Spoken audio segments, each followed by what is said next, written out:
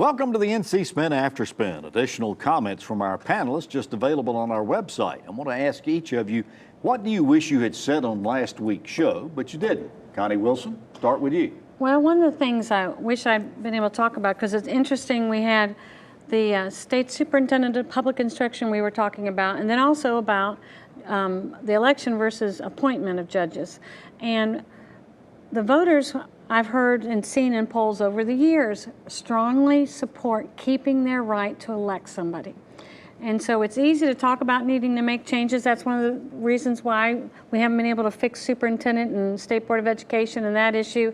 And it's probably, like John had mentioned earlier, is going to also impact whether, if there is a merit bill that passes, if the voters are going to allow it to pass. So the informed electorate or the informed decision makers and leaders might be leaning in one direction, but getting it past the voters. So let's put it this way, the people may not know who they're voting for, but they want to be able to vote for them. They dang sure want to vote for them. Amen. All right, Chris Fitzsimon, what do you wish you'd said on last week's show? Well, I'll join in on the same topic about the whole issue of judges with a couple points. One is really interesting. In the last few weeks, the District Courts Association, or their organization, has hired lobbyists. And this past week, the Superior Court judges hired their own lobbyists, very well connected former staffers to Senator Berger, one of them former staffer to the North Carolina Chamber of Commerce. That's sort of the first thing.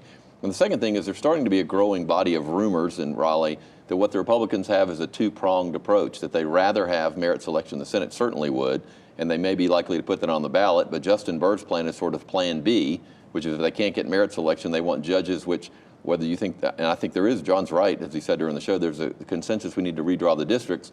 But I also think it's pretty clear that Justin Bird wants to elect more Republican judges. He just didn't want to fix the district. Well, he said so publicly. Right. So I think the Republicans want to have merit selection and take power away from Cooper. If that doesn't work, but the voters probably won't give it up, then Plan B is Justin Bird's districts. John, what do you wish you'd have said on last week's show? Well, on the merit selection question, part of the problem has long been lots of people will vaguely say, lawyers, people who study the courts, people who have served in the courts, legislators of both parties, will vaguely say, I'm for merit selection.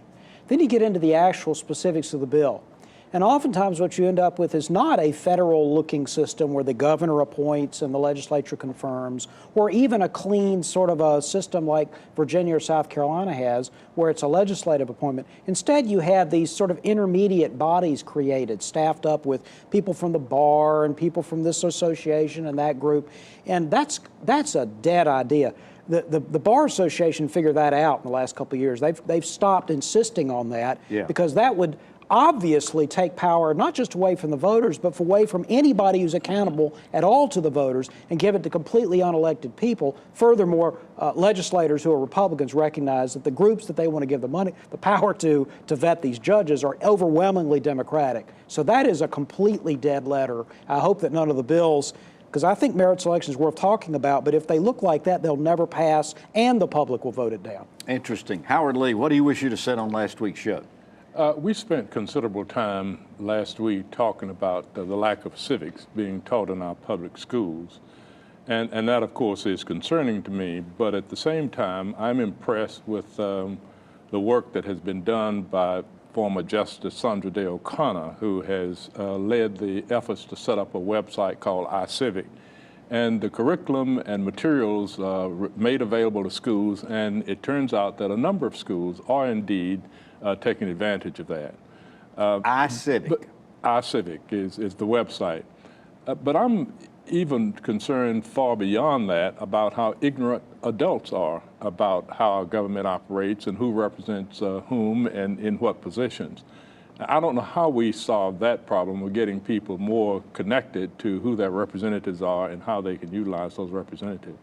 I'm even more disturbed by the fact that so many young people think today that change is generated by protesting, and that's where it ends.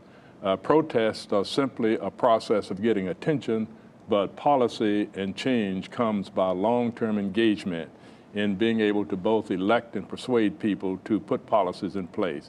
I hope that we can put more emphasis on teaching our kids in schools about how to make policy, how to influence policy, and how to change policy, and not just go out and protest. I wish every history teacher would listen to what you had to say and watch it and show it to their students. Thanks for watching the After Spin. We'll have more video all during the week on ncspin.com.